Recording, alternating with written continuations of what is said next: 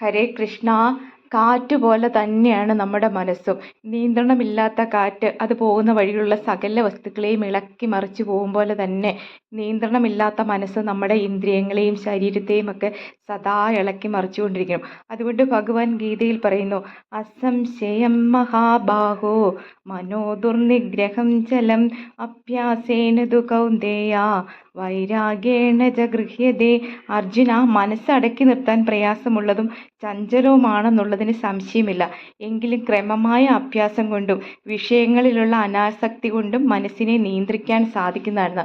അതായത് അഭ്യാസം എന്ന് പറയുമ്പോൾ നമ്മൾ കൃത്യനിഷ്ഠയോടുകൂടിയുള്ള ഈശ്വര പ്രാർത്ഥനയും ഭഗവാന്റെ കഥകൾ കേൾക്കുന്നതും ഭഗവാന്റെ രൂപത്തെ ധ്യാനിക്കുന്നതുമൊക്കെ, അതായത് ഭഗവാന്റെ ആ രൂപം, ആ പുഞ്ചിരിക്കുന്ന ചുണ്ട്, അതിലൊക്കെ ധ്യാനിച്ച് ഉറച്ചു കഴിയുമ്പോൾ നമുക്ക് മനസ്സിനെ ഏകാഗ്രമാക്കാനായിട്ട് സാധിക്കും.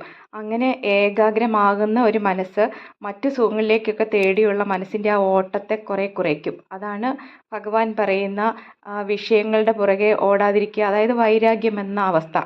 ഇത് രണ്ടും പരസ്പരം നമ്മൾ അഭ്യസിച്ച് ശീലിച്ചു കഴിഞ്ഞാൽ നമ്മുടെ മനസ്സ് നമുക്ക് ആവശ്യമുള്ളത് തരുന്ന ഒരു കാമധേനുവിനെ പോലെ ആകും എന്നാണ് പറയുന്നത്.